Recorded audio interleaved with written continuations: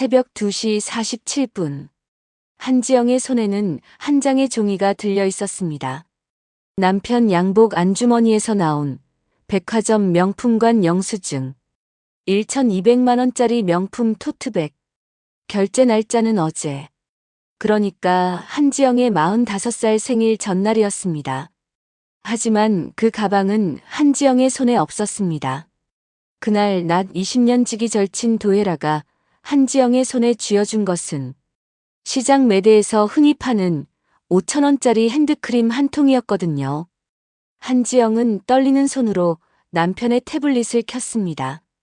비밀번호는 자기 생일도 결혼기념일도 아닌 4자리 숫자 0928. 20년 절친 도혜라의 생일이었습니다. 자기야, 지영이한테는 그냥 핸드크림 줬어. 가방 너무 예뻐. 자기가 최고야. 걘 둔해서 눈치도 못 채.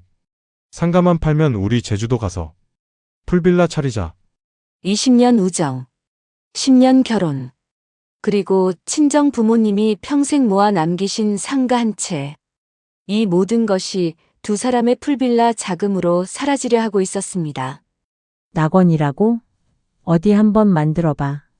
그 낙원이 지옥으로 변하는 거 내가 똑똑히 보여줄 테니까. 새벽 3시. 한지영은 남편의 인감 도장과 차키를 들고 집을 나섰습니다. 목적지는 제주. 그들이 한지영의 돈으로 짓고 있다던 그 풀빌라가 있는 곳. 하지만 한지영은 알지 못했습니다. 이 도주가 끝이 아니라 두 번째 인생의 시작이라는 것을. 한지영은 45살. 한때는 잘 나가던 광고회사 카피라이터였습니다. 당신의 하루를 바꾸는 한 줄이라는 카피를 써서 광고 대상을 받았던 그런 사람. 하지만 결혼 10년. 그녀의 카피는 더 이상 잡지에 실리지 않았습니다. 대신 태식신의 안 사람, 윤여산의 며느리라는 두 단어가 한지영의 새 이름이 되어 있었습니다. 시어머니 윤숙자 여사의 칠순 잔치를 일주일 앞둔 아침. 한지영은 새벽 5시 반에 일어나 시어머니가 좋아하시는 도라지 전과를 만들고 있었습니다. 광고 대상 트로피를 받던 그 손가락이 이제는 도라지 껍질에 베인 자국으로 가득했습니다. 지영아, 이번 잔치에는 꽃등심으로 준비해라. 우리 수경이도 오는데 맨날 마트 등심 같은 거 차려놓으면 동선애한테 망신이지 않니? 네, 어머니. 단골 정육점에 미리 예약해뒀습니다. 한 근에 25만 원짜리로 30근 잡았어요.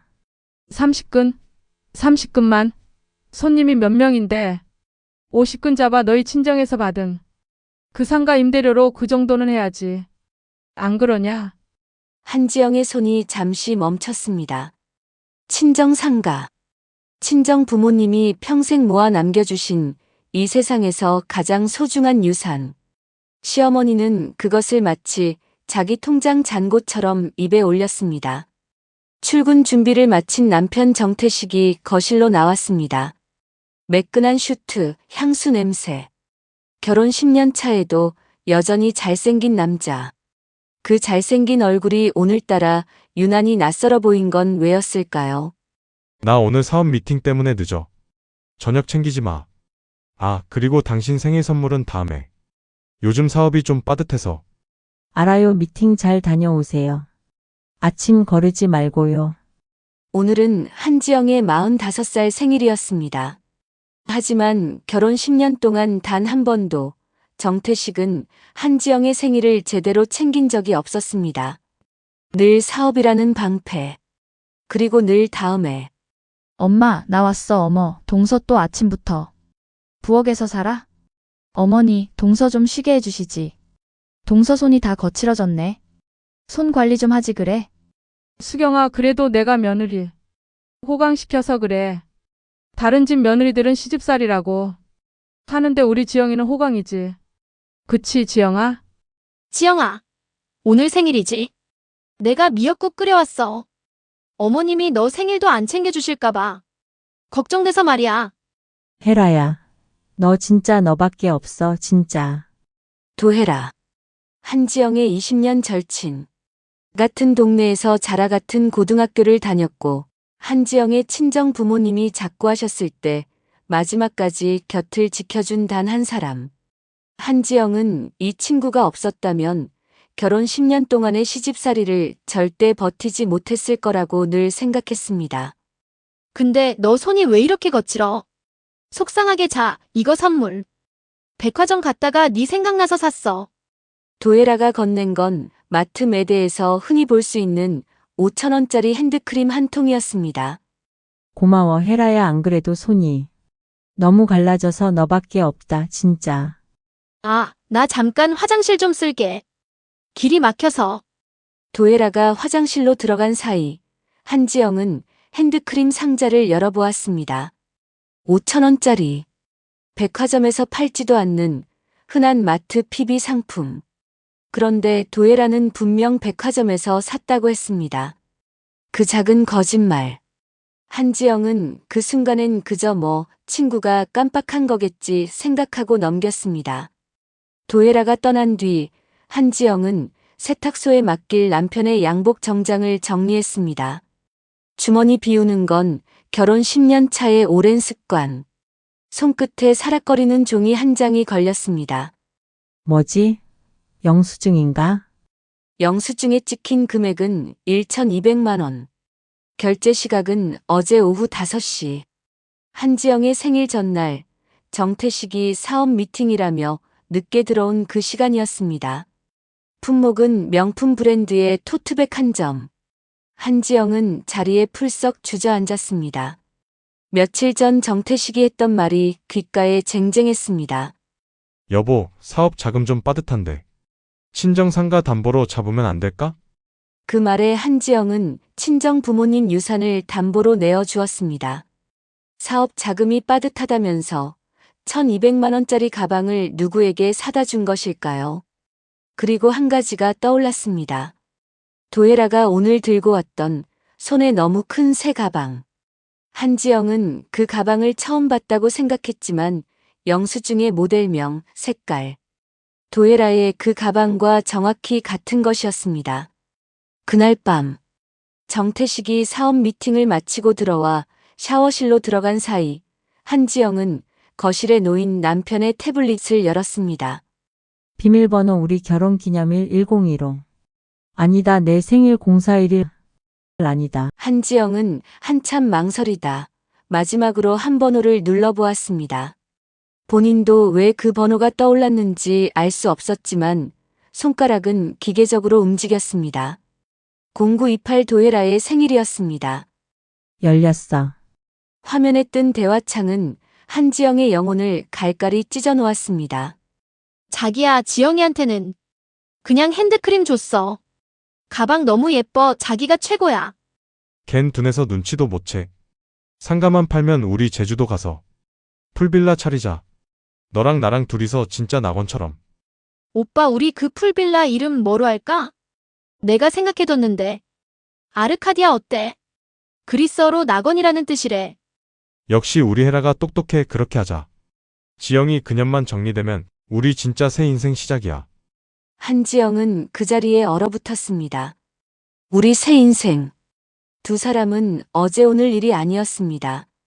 한지영은 떨리는 손으로 카톡 대화창을 위로 올렸습니다. 그리고 마침내 5년 전, 10년 전, 그보다 더 이전의 메시지를 보았습니다. 오빠, 지영이는 카피라이터 일. 좋아하잖아. 결혼해도 일 그만두라고. 하지마. 그래야 우리 둘이 만날 시간이 생기지. 헤라야, 미안해. 지영이가 부모님 상가도 받아오는데 너랑 결혼하고 싶은데 진짜. 일단 결혼만 하자. 너는 내 영원한 사람이야. 20년. 한지영이 도에라를 절친이라고 부른 20년. 정태식과 한지영의 결혼식 날, 도에라는 신부 들러리로 가장 먼저 한지영을 안아준 사람이었습니다. 하지만 그날도 도에라와 정태식은 신부 화장실 앞에서 어떤 약속을 나누고 있었던 것입니다. 너희 둘이 결혼 전부터였구나. 한지영은 통곡하지 않았습니다. 카피라이터의 머리는 가장 중요한 순간에 가장 차갑게 작동하는 법이었으니까요. 한지영은 태블릿 화면 전체를 자신의 휴대폰으로 캡처하기 시작했습니다. 10분, 20분, 1시간. 15년치 모든 대화를 한자도 빠뜨리지 않고. 한지영은 정태식이 잠든 사이 안방 옷장 깊숙한 곳에서 남편의 인감도장과 친정 상가 등기부등본 원본 그리고 결혼 전 친정 부모님이 한지영 명의로 따로 만들어두신 비상금 통장을 꺼냈습니다. 엄마 아빠. 두 분이 평생 모아주신 이 상가. 절대로 그 둘에게 안 뺏겨요 절대로. 그리고 한지영은 정태식이 평소 자기 명의로만 끌고 다니던 외제 SUV의 키를 집어들었습니다. 그 차의 리스료는 한지영이 결혼 후 카피라이터 부업으로 번 돈으로 갚고 있던 차였습니다. 내 돈으로 갚는데 운전대는 내가 못 잡는 차. 오늘부터 이 차 핸들은 내 거야. 시계는 새벽 3시. 한지영은 휴대폰을 비행기 모드로 바꾸고 외제 SUV에 올라탔습니다. 목적지는 제주. 두 사람이 한지영의 돈으로 짓고 있다던 그 아르카디아 풀빌라. 한지영은 도망자가 아니라 추격자였습니다. 새벽 5시. 김포공항을 떠난 첫 비행기에 한지영은 외제 SUV를 탁송 화물로 태우고 함께 올랐습니다. 비행기 안에서 한지영은 단 한 잠도 자지 못했습니다. 머릿속에서 15년치 카톡이 무한 루프로 돌아갔습니다. 지영이 그년만 정리되면. 정리. 그러니까 한지영은 두 사람에게 사람이 아니라 치워야 할 짐이었던 것입니다. 제주공항에서 외제 SUV를 받아 한지영은 곧장 해안도로를 따라 서귀포로 향했습니다. 해무가 시야를 가렸지만 분노로 달아오른 그녀의 눈은 거의 잠을 자지 못했음에도 또렷했습니다. 그러나 분노는 사람을 운전석에 앉혀선 안 되는 감정이었습니다. 아침에 지금 내일 연 농사 다 망쳐놓고 여기서 잠이 옵니까? 보험은 들었소? 아니, 보험으로도 안 되겠네. 이거 귤나무가 몇 그루인데. 한지영이 정신을 차렸을 때 차 유리창을 두드리던 사람은 흙 묻은 장화를 신은 부스스한 머리의 한 남자였습니다. 30대 후반. 짙은 눈썹과 햇볕에 그을린 피부. 입에는 귤 하나를 물고 있는 모습이 이 상황의 심각함과 너무도 안 어울려서 한지영은 잠시 어이가 없어 웃음이 나올 뻔했습니다. 보험 다 해드린다고요. 변상할 테니까 소리 좀 지르지 마세요. 지금 제 인생도 박살 났으니까. 서울 번호판에 비싼 외제차. 돈은 좀 있는 모양인데. 우리 밭은 보험으로 안 돼. 이 귤나무 한 그루에 5년 키운 거요. 내년부터 따려고 했는데. 일손이 귀해서 사람도 사야 하는데 아지매가 창고까지 부숴놨으니. 자, 이거 신으쇼. 강도연이 던져준 건 구리구리한 냄새가 나는 고무장화 한 켤레. 변상은 몸으로 때우라는 황당한 통보였죠. 한지영은 기가 막혔지만 갈 곳이 없었습니다. 주머니엔 남편에게서 훔친 차키와 인감도장, 그리고 15년치 카톡이 든 휴대폰뿐. 화려한 복수극의 첫 장면이 이렇게 귤 냄새 진동하는 사고 현장에서 시작될 줄은 정말 몰랐습니다. 카피라이터 한지영의 가느다란 손가락은 하루 만에 퉁퉁 부어 올랐습니다. 귤가위질 한 번에 손마디가 비명을 질렀고 정오의 햇살은 사정없이 정수리를 달궜습니다. 땀방울이 눈으로 들어가 따가워질 때쯤 강도연이 귤 상자 위에 앉아 낄낄 웃으며 말을 건넸습니다. 아침에 지금 귤나무랑 연애합니까? 명상하면서 따요? 그 속도로는 오늘 점심 전복죽은 꿈도 꾸지 마시오. 아지매라고 부르지 마세요. 저 45이거든요. 그리고 이 귤들이 주인 닮아서 그런지 성깔이 보통이 아니네요. 가위가 안 들어가는데요. 아, 그래요? 45? 그래도 우리 어머니 보면 45은 아직 청춘인데 우리 어머니는 73세도 바닷속 30m까지 들어가시거든요. 자, 이렇게 가위 잡는 법부터 다시 손목 힘이 아니라 손가락 끝으로 끊는 거예요. 한지영은 그 순간 묘한 기분이 들었습니다. 도라지 전과를 만들 때 시어머니 윤 여사는 그것도 못하냐는 말부터 했습니다. 정태식은 한지영이 광고 대상을 받았을 때조차 남자 카피라이터들이 더 잘하던데라고 말하던 사람이었죠. 그런데 이 부스스한 귤밭 사나이는 처음 보는 외지인에게 가위 잡는 법부터 천천히 가르쳐주고 있었습니다. 근데 한지영 씨, 그 비싼 차 끌고 제주도까지 왜 온 거요? 관광객 치고는 눈빛에 살기가 5조 5억 리는 되던데 바다 보러 온 게 아니라 사람 잡으러 온 눈인데. 분리수거하러 왔어요. 네, 쓰레기들이 제주도까지 내려와서 공기 더럽히고 있다고 해서 내 손으로 직접 치우러 왔어요. 강도연은 더 묻지 않았습니다.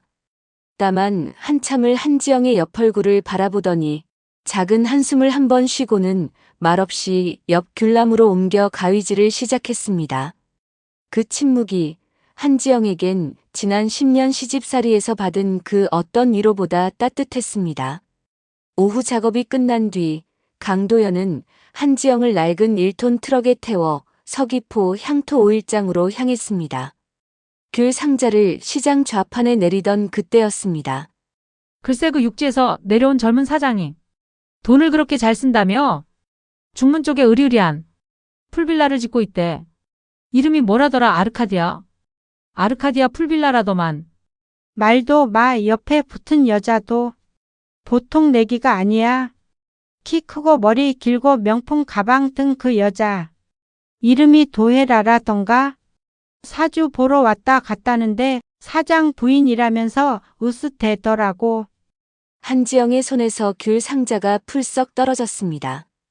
귤 수십 개가 시장 바닥을 굴렀습니다. 사장 부인. 한지영은 이 결혼 10년 동안 단 한 번도 정태식의 회사 명함에 대표이사라고 적힌 걸 본 적이 없었습니다. 정태식은 늘 중간 임원 사업 준비 중이라고만 했죠. 그런데 도혜라는 어딜 가나 사장 부인이라고 자기를 소개하고 있었던 것입니다. 강도연 씨, 저 사람들 어디 있는지 알아요? 아르카디아 풀빌라. 한지영 씨, 그쪽이 분리수거하려는 쓰레기가 거기 있어요? 네, 제 남편 그리고 제 20년 절친. 강도연은 한참을 말없이 한지영을 내려다보았습니다. 평소에 뺀질거리는 표정은 간데없고 꽤 진지한 눈빛이었습니다. 그리고 그가 트럭 운전석으로 돌아가 시동을 걸며 한마디를 던졌습니다. 한지영 씨, 그 아르카디아 풀빌라 원래 우리 아버지 땅이었어요. 네? 우리 아버지가 평생 일군 감귤 농지였는데 7년 전에 어떤 육지 사기꾼이 헐값에 사들였어요. 우리 아버지는 그 충격으로 다음 해에 돌아가셨고 그 사기꾼 이름이 정태식이었습니다. 한지영의 머리가 새하얘졌습니다. 정태식. 자기 남편. 7년 전이면 한지영이 결혼 3년 차였을 때 그 시기에 정태식은 제주도에 큰 사업건이 있다며 친정 부모님께 2번이나 돈을 빌렸던 적이 있었습니다. 한지영도 모르게. 한지영 씨, 우리 둘 같은 사람한테 인생 박살난 것 같네요. 같이 갑시다 분리수거. 단 한 가지만 약속해 주세요. 뭔가요? 감정으로 덤비지 마세요. 그러면 또 당해요. 우리 아버지처럼. 증거를 쌓고 법대로 갑시다. 한지영은 강도연의 손을 잡았습니다. 그 손은 흙이 묻어 거칠었지만 정태식의 매끈한 손과는 비교할 수 없을 만큼 따뜻했습니다. 트럭은 다시 서귀포의 붉은 노을 속을 달리기 시작했습니다. 강도연의 집은 낡았지만 단단한 돌담집이었습니다. 마당 한가운데에는 구릿빛 피부의 한 여인이 서 있었습니다. 짧은 파마머리의 눈빛만으로도 바다를 제압할 것 같은 카리스마. 강도연의 어머니이자 서귀포 해녀의 대장 오정심이었습니다. 이놈의 자식. 귤 따러 간 놈이 왜 이제야 기어 들어오나? 옆에 그 멀대같이 큰 가시나는 누구냐? 어머니, 나 죽을 뻔했어요. 이 아지매가 내 귤창고 박살을 냈는데 수리비 대신 일꾼으로 데려왔어요. 너무 뭐라고 하지 마세요. 오정심은 들고 있던 전복 칼을 내려놓고 한지영에게 다가왔습니다. 그 깊은 주름진 눈이 한지영의 눈동자에 머물렀을 때 한지영은 본능적으로 허리를 곧게 세웠습니다. 무너지지 않았다는 걸 증명하고 싶었거든요. 눈에 독이 한 바가지구먼. 남자가 버렸냐? 아니면 돈이 도망갔냐? 됐다. 묻지 않으마. 제주 바다가 원래 그런 눈물 먹고 사는 곳이니까. 도연아, 손님 밥부터 먹여라. 배가 불러야 복수든 뭐든 할 거 아니냐. 가슴 한구석이 찡해졌습니다. 복수. 오정심 대장은 묻지도 않고 한지영의 마음을 알아맞혔습니다. 처음 보는 외지인에게 왜 왔냐고 따지기보다 밥부터 먹으라는 그 투박한 정. 지난 10년 시집에서 받은 윤 여사의 그 까칠한 말투와는 천지 차이였습니다. 마루 위에 차려진 전복죽 한 그릇. 진한 내장 맛이 배어있는 죽을 한술 떴을 때 한지영은 결국 참았던 눈물을 죽그릇 안으로 뚝 떨어뜨렸습니다. 아니, 전복죽에 소금 대신 눈물을 넣으면 어떡해요? 짜서 못 먹겠네. 가시나야. 울지 마라. 울어서 해결될 거면 제주 앞바다는 벌써 눈물바다 됐어. 육지까지 넘쳤을 거다. 내일 우리 물질하는 데나 따라와. 바닷속에 들어가서 소리 한번 지르고 나면 세상 일 다 별거 아니라는 거 알게 될 테니까. 어머니 아니 대장님. 저 친정 부모님 두 분 다 7년 전에 돌아가셨는데 7년 만에 처음으로 딸 같다는 말 들으니까 그래. 부모 다 가셨어. 그럼 너 오늘부터 내 둘째 딸이다. 내가 딸이 하나밖에 없는데 그 딸도 육지로 시집 가서 잘 안 와. 너 여기 있는 동안엔 내 딸 행세 좀 해라. 알겠나? 한지영은 그날 밤 손님방 이불 속에서 처음으로 소리 죽여 통곡했습니다. 친정 부모님이 작고하신 후 딸이라는 단어를 7년 만에 처음 들었던 것입니다. 시댁에서는 단 한 번도 들어본 적 없었던 그 두 글자. 다음 날 새벽 5시. 한지영은 오정심을 따라 차가운 서귀포 앞바다로 향했습니다. 물 공포증이 있었지만 오정심의 손에 끌려 억지로 잠수복을 입었습니다. 바닷속 깊은 곳으로 내려가자 지상의 시끄러운 소음들이 사라지고 오직 그녀의 심장 소리만 들려왔습니다. 도해라 이 나쁜 년. 정태식 너도 너희 둘 가만 안 둬. 물속에서 뿜어낸 외침이 거품이 되어 사라질 때마다 한지영의 마음의 응어리도 조금씩 씻겨나갔습니다. 결혼 10년, 우정 20년의 무게가 이 차가운 바닷속에서 비로소 풀어지기 시작했습니다. 가시나야. 너 의외로 바다 잘 들어가네. 너 전생에 해녀였나 보다. 그 남자 새끼한테 시간 낭비하지 말고 우리 도연이 보고 따라와. 우리 도연이가 너 같은 여자 좋아한다더라. 일주일 후 한지영이 귤 상자를 트럭에 싣고 있던 어느 오후. 평화롭던 귤밭에 불청객이 들이닥쳤습니다. 화려한 꽃무늬 양산을 받쳐든 채 먼지 묻을까봐 까치발을 들고 서 있는 여인. 시어머니 윤숙자였습니다. 이 도둑년아. 어디서 뻔뻔하게 남편 차를 훔쳐서 도망을 와. 자식도 못 낳는 주제에 양심도 없지. 그 차 키 당장 내놔. 이건 우리 태식이 거야. 윤숙자는 한지영의 어깨를 거칠게 밀쳤습니다. 공포보다 기가 막혀서 몸이 떨렸습니다.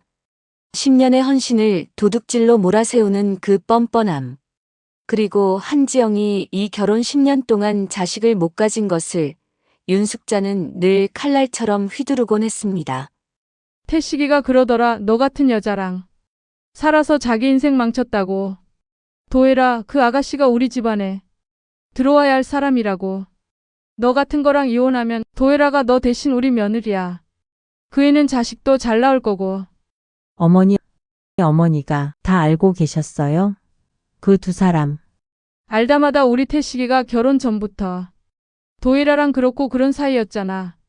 너만 몰랐지, 너만. 미안하다고 할 줄 알았냐? 너희 친정 상가 받았으면 이 정도 호강은 했어야지.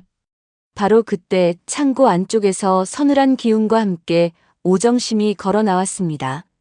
손에는 날이 시퍼런 전복 칼을 든 채로요. 어이, 육지에서 온 꽃무늬 양산 아짐에 남의 귤밭에 들어와서 왜 이렇게 지저대나. 우리 귤들이 아짐의 목소리 듣고 다 떨어지게 생겼네. 땅 당신은 뭐야? 나 우리 며느리 데리고 갈 사람이야. 당신이 상관할바 아니니까 저리 가. 며느리? 내 눈엔 일 잘하는 내 귤밭 일꾼만 보이는데, 그리고 우리 제주도는 냄새 나는 건 참아도 예의 없는 건 못 참아. 특히 남의 귀한 딸 자식한테 자식 못 낳는다는 소리 짓거리는 건 더더욱. 오정심은 윤숙자의 양산을 발로 툭 차서 멀리 날려버렸습니다. 내 아들놈이 얘 좋다고 제주 땅을 다 뒤집어 엎고 다니는데 내가 얘 시어머니 될 사람이다. 왜? 불만 있냐? 그리고 한 가지만 더 알려주마. 너희 아들 정태식이가 7년 전에 우리 영감 땅 헐값에 빼앗아 가서 우리 영감 화병으로 죽었다. 너 그거 알고 며느리한테 도둑년이라고 하는 거냐? 진짜 도둑년이 누구냐? 어머나 어머나. 의대기. 윤숙자는 더 말을 잇지 못하고 양산도 챙기지 못한 채 도망치듯 귤밭을 빠져나갔습니다. 한지영은 멍하니 오정심을 바라보았습니다. 오정심은 한지영의 머리를 투박하게 쓰다듬었습니다. 가시나야. 기죽지 마라. 저런 인간들 앞에서는 거짓말이라도 세게 해야 하는 법이다. 너 이제 내 사람이다 알았냐? 그날 저녁 강도현이 손에 금색 테두리가 둘러진 초대장 한 장을 들고 들어왔습니다. 찾았습니다. 아르카디아 풀빌라 오픈 파티. 내일 모레 저녁 7시. 가면 무도회 컨셉이라더군요. 200명 한정 VIP 초청. 그리고 초청자 명단에 도에라 사모님이라고 박혀 있습니다. 그리고 정태식 대표도 두 사람 부부로 행세하고 있어요. 부부?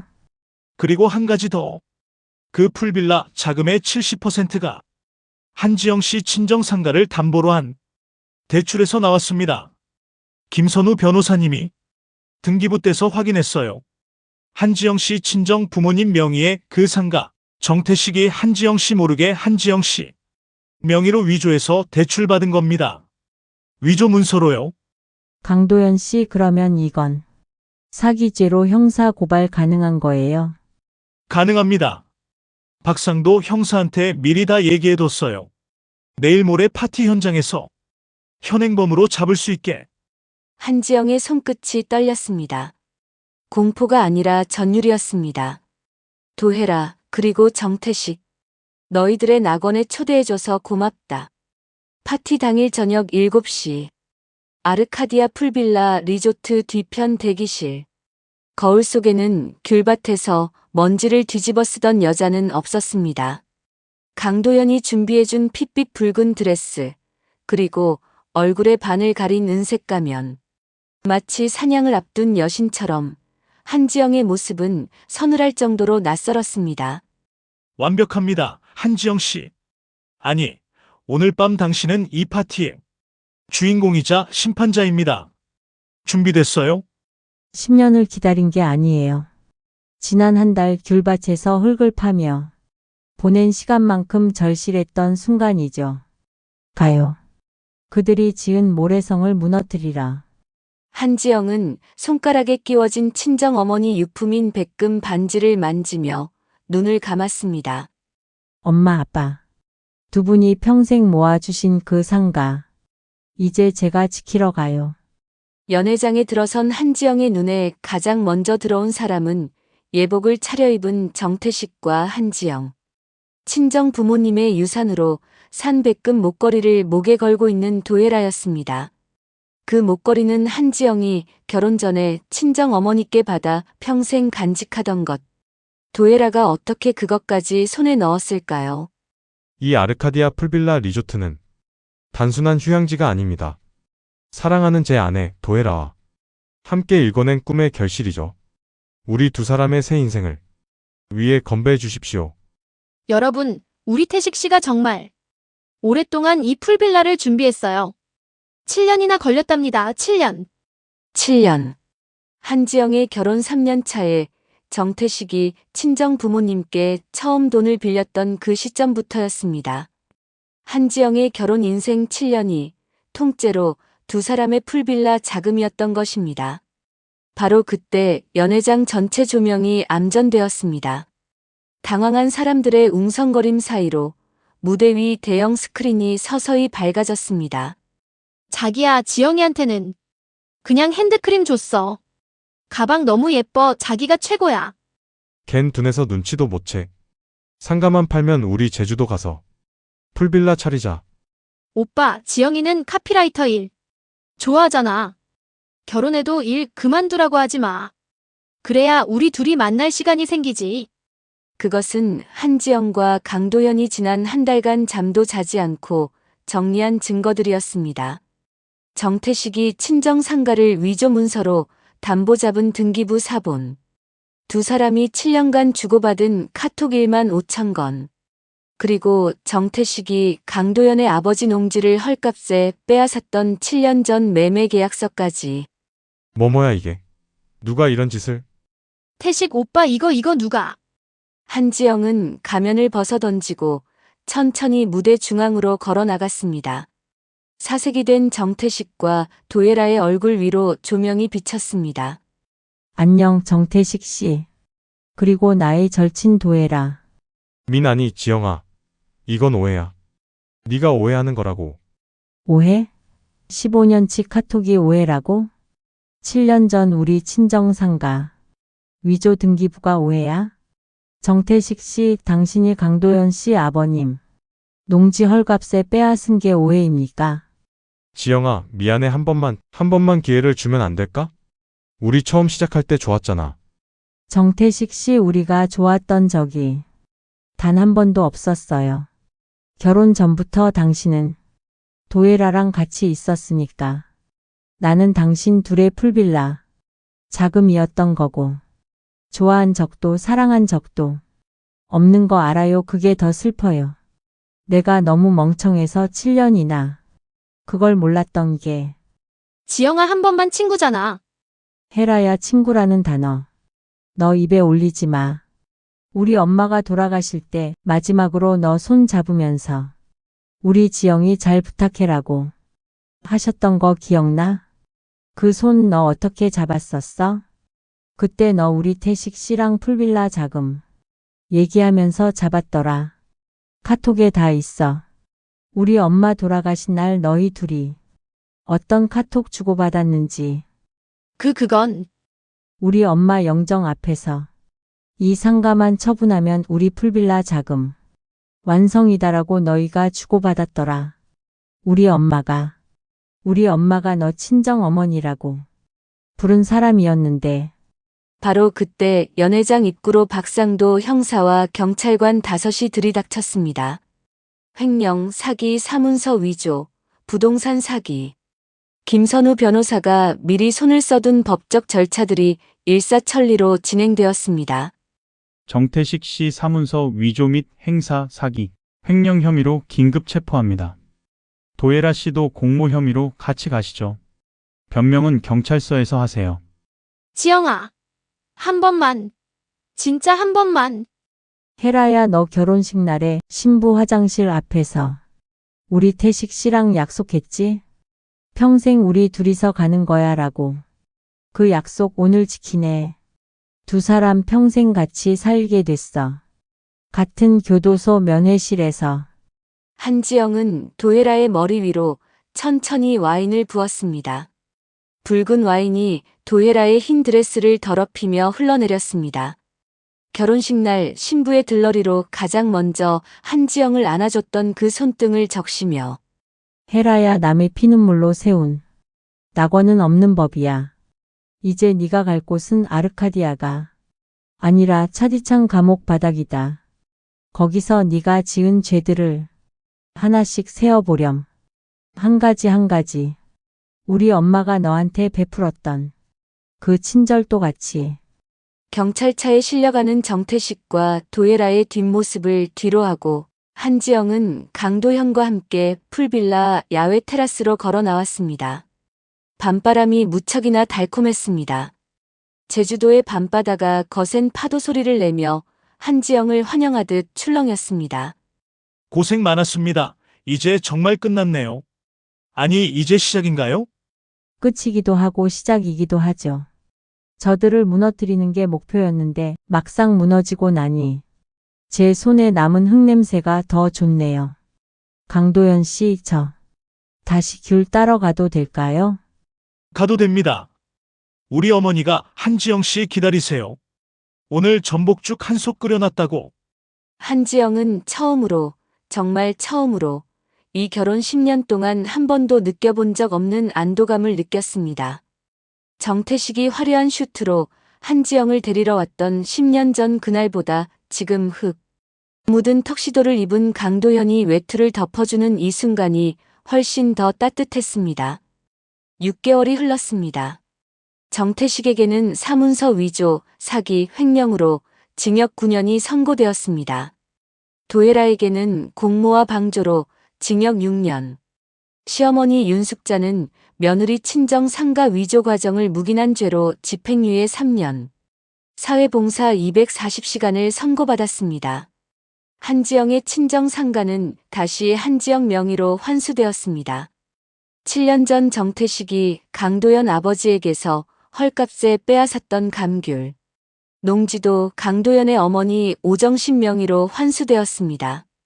두 가족이 빼앗긴 모든 것이 7년 만에 제자리로 돌아온 것입니다. 지영아, 한 번만 기회를. 정태식 씨, 우리가 좋았던 건 당신이 내 꿈을 갉아먹고 있을 때뿐이었어요. 기회는 이미 10년 동안 충분히 줬습니다. 이제 그 기회 나 자신에게 주려고요. 뒤돌아 나오는 길에 도예라의 울음소리가 들렸지만 더 이상 한지영의 마음이 아프지 않았습니다. 용서해서가 아니었습니다. 그들을 미워하는 데 쓸 에너지가 아까울 만큼 한지영의 삶이 다시 소중해졌기 때문입니다. 되찾은 재산으로 한지영은 화려한 아파트를 사지 않았습니다. 대신 강도현의 귤밭 옆 버려졌던 작은 구옥을 고쳐 작은 카페를 열었습니다. 이름은 지영의 귤꽃 정원. 이곳은 커피 향보다 사람 사는 냄새가 더 진한 공간이 되었습니다. 야, 이 가시나야. 장사는 안 하고 또 멍하니 바다만 보고 있냐? 여기 전복 좀 가져왔으니까 손님들한테 죽이라도 써서 내놔라. 어머니, 여긴 카페예요. 커피 드시러 오시는 분들한테 전복죽 드리면 어떡해요? 커피가 밥 먹여주냐? 속이 든든해야 사람이지. 자, 얼른 받아. 아이고, 우리 지영이 사장님. 오늘은 따끈한 거 한 잔 줘. 우리 지영이 카페 와서 커피 마셔야 하루가 시작돼. 오정심은 여전히 투박하지만 그 속에 담긴 정은 갓 구운 빵처럼 따뜻했습니다. 시어머니 윤숙자라는 이름의 감옥이 아니라 어머니라는 이름의 울타리를. 한지영은 이곳 제주에서 비로소 만났습니다. 어느 날 오후 카페에 한 통의 전화가 걸려왔습니다. 한지영의 카피라이터 시절 후배였던 유민지였습니다. 선배님, 저 민지예요. 저 지금 광고기획팀 팀장 됐는데 이번 제주관광공사 캠페인 카피 선배님께 의뢰드리고 싶어서요. 선배님이 광고 대상 받으셨던 그 감각 우리 팀에서 다들 그리워해요. 민지야, 나 이제 카피 안 쓴 지 10년 됐어. 그동안 손이 다 굳었을 거야. 선배님, 손은 안 굳어요. 카피라이터의 손은 머리에서 나오는 거잖아요. 한 번만요. 제주관광공사 5년 캠페인이에요. 선배님이 거기 사신다면서요? 한지영은 그날 밤 10년 만에 노트북을 열었습니다. 마침 창밖으로는 귤꽃이 피고 있었습니다. 하얀 귤꽃, 그 진한 향기. 한지영의 손가락이 자판 위에서 천천히 움직이기 시작했습니다. 제주는 다시 피는 사람들의 섬입니다. 이 한 줄이 그의 광고 대상 그랜드 프리를 받게 된 한지영의 두 번째 광고 대상 카피였습니다. 오후에 햇살이 길게 늘어질 때쯤 강도연이 귤 상자를 트럭에 싣고 카페 앞에 나타났습니다.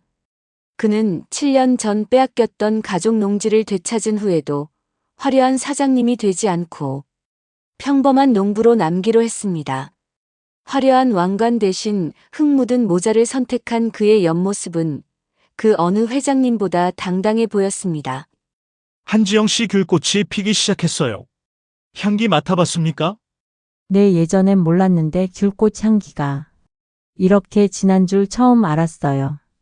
가슴이 뻥 뚫리는 기분이에요. 이건 보석도 아니고 명품도 아닙니다. 우리 어머니가 평생 잠수하실 때 쓰셨던 백금 잠수 부표끈을 제가 깎아서 반지로 만든 거예요. 한지영 씨 인생의 다음 카피는 내가 같이 써도 될까요? 투박한 백금 반지. 1200만 원짜리 명품 가방의 100분의 1도 안 되는 그 작은 고리가 한지영의 손가락에 끼워졌을 때 한지영은 그 영수증을 발견했던 그날 새벽의 상처가 완전히 아물었음을 느꼈습니다. 강도연 씨 그 카피 한 줄 같이 써요. 두 번째 인생은 함께 쓰는 카피다. 어때요? 우리 어머니가 좋아하실 카피네요. 한지영이 카페 카운터에서 청혼받은 그날 저녁 오정심은 마당에서 큰 소리로 한지영을 불렀습니다. 가시나야. 너 이리 나와봐. 네, 어머니. 너 우리 도연이 청혼받았다며? 잘했다. 그런데 한 가지만 약속해라. 네? 가시나야. 너 친정 부모님 두 분 다 가셨다고 했지. 7년 동안 엄마라고 못 불러봤다고 했지. 그러니까 내가 오늘부터 너 진짜 엄마야. 알겠나? 시어머니 같은 거 신경 쓰지 마. 너 우리 도연이한테 시집 오는 거 아니야. 너는 나한테 딸로 오는 거야. 그게 우선이고 도연이는 그 다음이야. 알았나? 어머니 7년 만에. 울지 마라. 가시나야. 우리 도연이가 너 우는 거 보면 또 나한테 화낸다. 됐다. 들어가서 밥 먹자. 제주도의 노을이 바다를 온통 오렌지 빛으로 물들입니다. 마치 세상 모든 귤을 짜놓은 듯한 그 빛깔 속에서 한지영은 깨달았습니다. 진정한 낙원은 남의 것을 빼앗아 세우는 성벽이 아니라 내 손으로 일군 작은 정원이라는 것을요. 상처 입은 중년의 여성들이 한지영의 카페를 찾아와 묻습니다. 어떻게 다시 웃을 수 있었어요? 한지영은 그저 따뜻한 차 한 잔을 내밀며 말합니다. 지금 그 차가 식기 전에 당신의 이름을 먼저 불러보세요. 나는 누구의 아내, 나는 누구의 며느리가 아니라 그냥 당신의 이름 석자를요. 그러면 그 차의 첫 모금에서 두 번째 인생의 향기가 날 거예요.